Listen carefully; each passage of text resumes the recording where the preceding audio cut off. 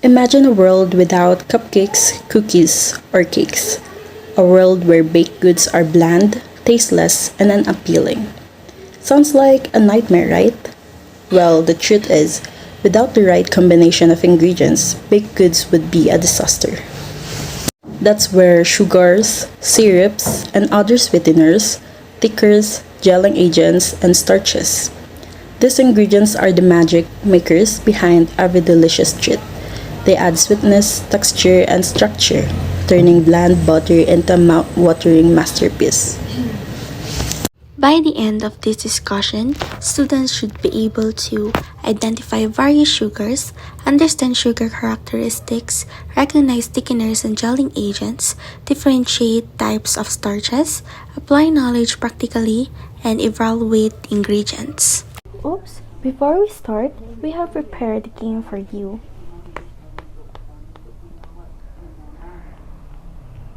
So it is called Sino Ba Naman Ako?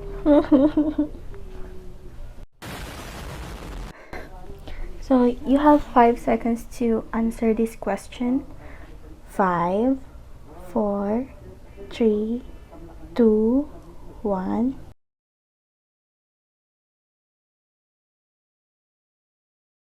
Five, 4, 3, 2, 1. 5, 4, 3, 2, 1.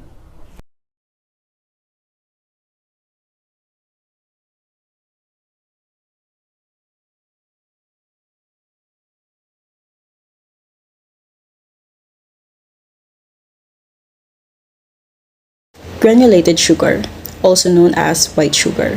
Granulated sugar is the most widely used sugar in baking. It's refined from sugar cane or sugar beets, producing a fine, white crystal. Next is sanding sugar. Its large crystal reflect light, adding a decorative touch to cakes, cookies, and pastries.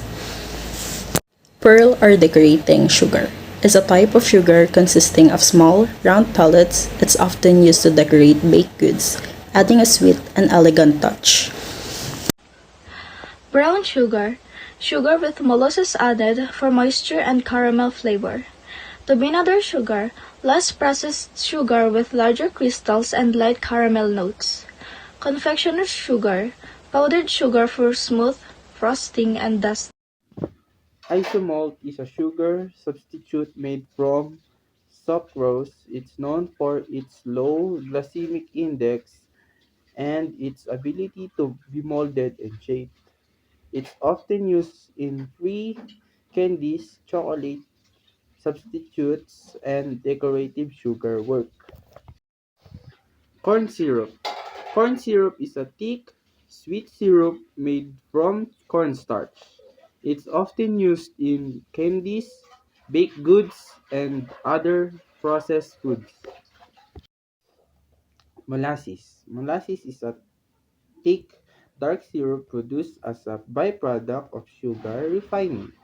It has a rich, slightly bitter flavor and is used in baking, sauce, and marinades. Mabuhay! Good morning, everyone. My name is Rica Jane Astolero, and I will be discussing the thickeners, gelling agents, and starches. So gelatin is a protein processed from the bones, skin, and connective tissue of animals. It may be used as a gelling agent, thickener, stabilizer, emulsifier, or foaming agent. What is thickener? So thickener is any ingredient that is capable of gelling, stabilizing, or thickening. So the list of thickeners used in the bake shop includes gelatin, pectin, plant gums such as agar-agar, and starches. So for our gelling agents, we have gelatin, sheet gelatin, and pectin. It is available in granulated and sheet forms. So next is the sheet gelatin. So sheet gelatin is sold in different bloom strengths or gauge. But as there is no universal standard of identification, the strengths of different gauge numbers may vary depending on the manufacturer.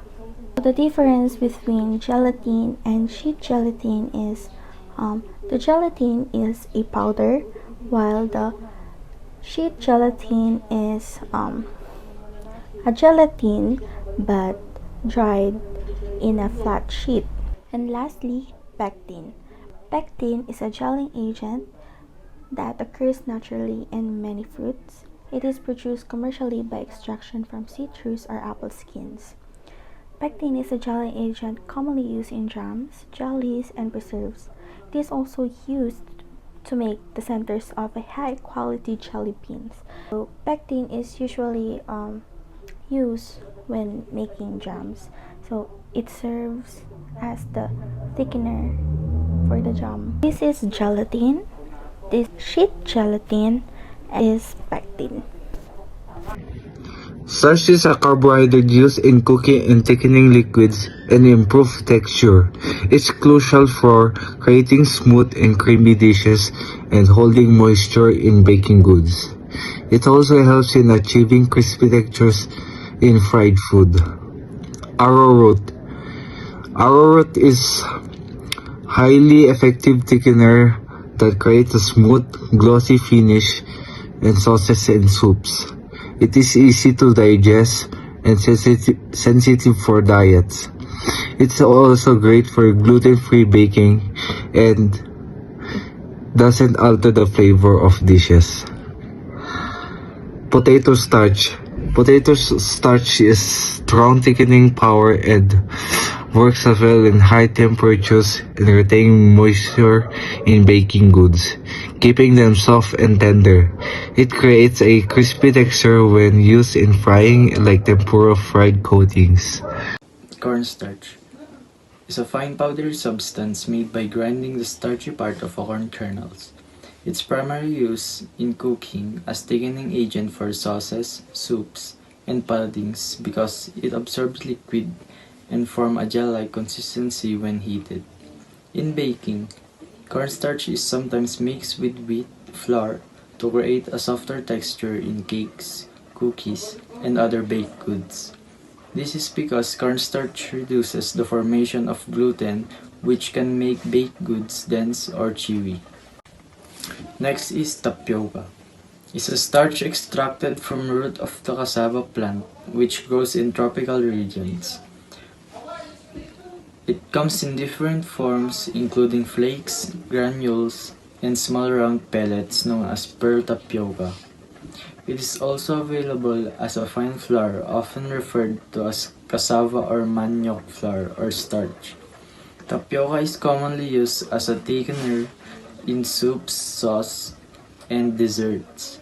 Pearl tapioca is a popular dishes like pudding and bubble tea, where it creates a chewy texture when cooked. And last, the modified starches. Modified starches are starches that have been chemically altered to improve their performance in food applications. One common modification process involves treating starch with acid and hydrolysis. The modified starches thicken more effectively than regular starch. They are especially useful in frozen foods because they help maintain texture when thawed. Unlike regular starch, which can cause water to separate from the food, modified starch resists this, keeping the food smooth and consistent. This process makes them ideal for use in frozen sauces, soups, and desserts.